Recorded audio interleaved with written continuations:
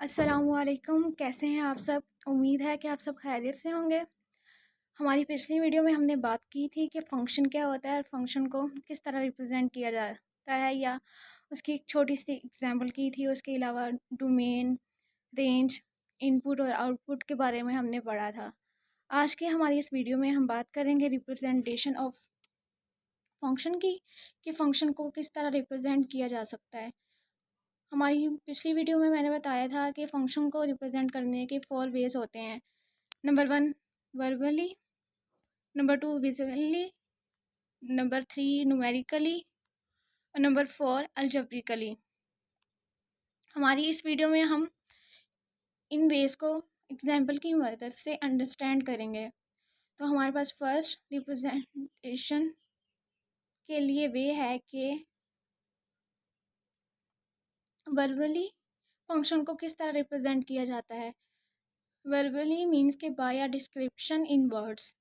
तो देखते हैं कि verbally representation of a function को कैसे हम कर सकते हैं। तो हमारे पास है कि a verbally representation function is mean of describing the relationship between input and outputs with words. Means के हमारे पास वर्बली रिप्रेजेंटेशन ऑफ फंक्शन ये है कि हम इनपुट और आउटपुट के दरमियान रिलेशनशिप को वर्ड्स में डिस्क्राइब कर सकते हैं। फॉर एग्जाम्पल,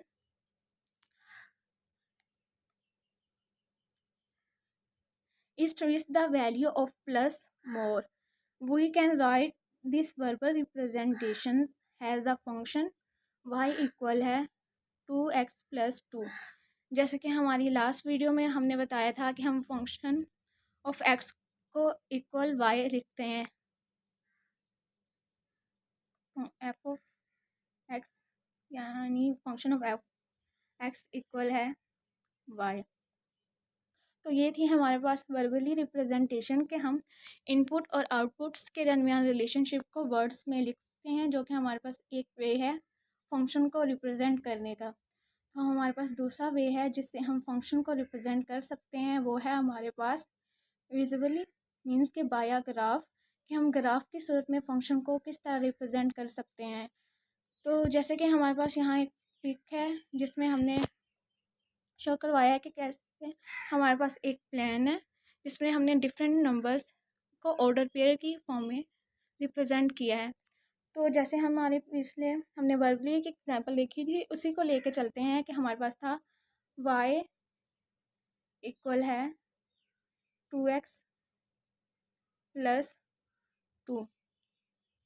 अब यहाँ पे हम जैसे ही x की प्लेस पे कोई भी रियल नंबर्स पुट करते जाएंगे एक सीक्वेंस से, तो हमारे पास डिफरेंट आंसर आते जाएंगे। कि मीन्स कि हम x की वैल्यू खुद से चूज़ करके यानी इनपुट पुट करते जाएंगे, हमारे पास आउटपुट आती जाएगी। फिर उस आउटपुट को और इनपुट को जब हम ऑर्डर पेयर में लिख के ग्राफ में रिप्रेजेंट करवाएंगे तो हमारे पास विजुअली रिप्रेजेंटेशन ऑफ फंक्शन कहलाएगी।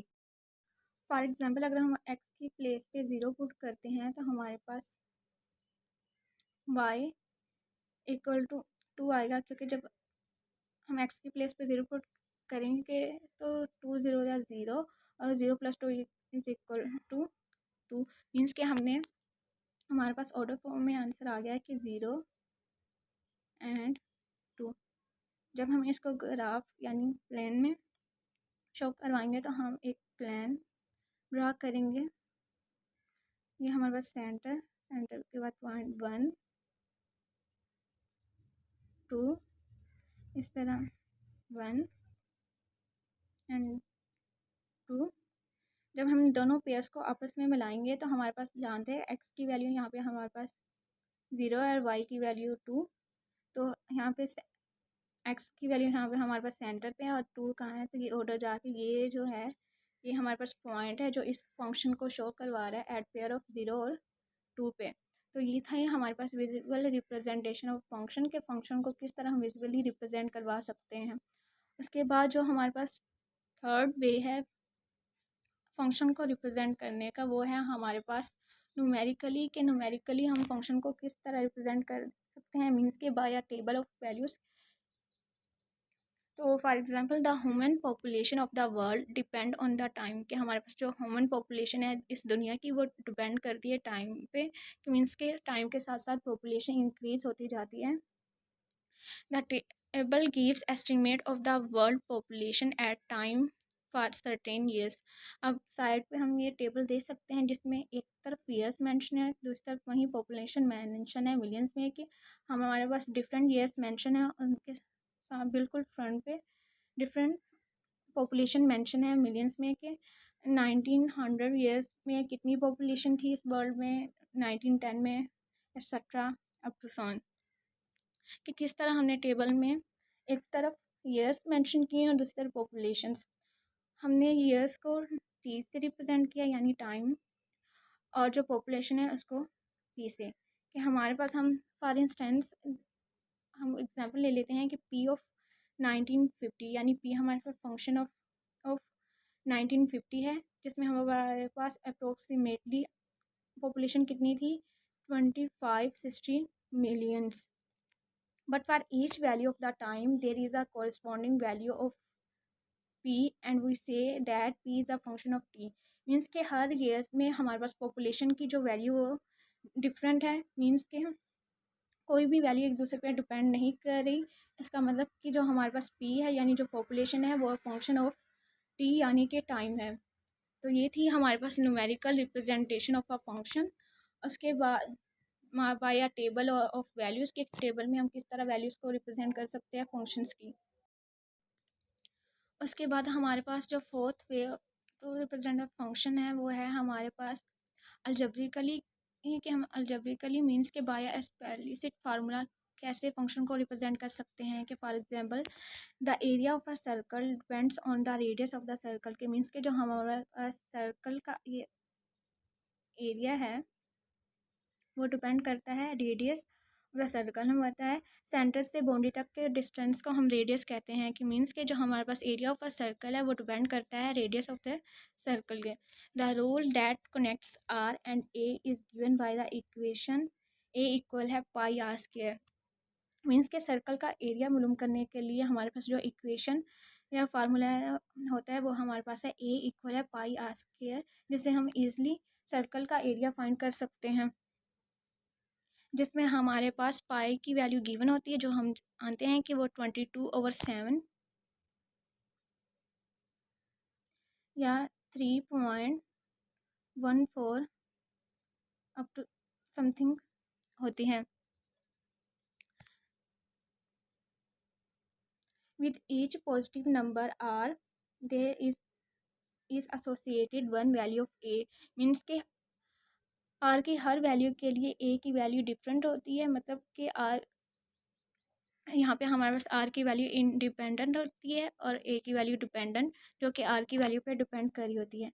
And we say that A is the function of R, कि हमारे पास जो एरिया ऑफ द सर्कल है वो फंक्शन है रेडियस ऑफ द सर्कल का, क्योंकि जो हमारे पास एरिया की वैल्यू होती है वो डिपेंड करी होती है रेडियस की वैल्यू पे।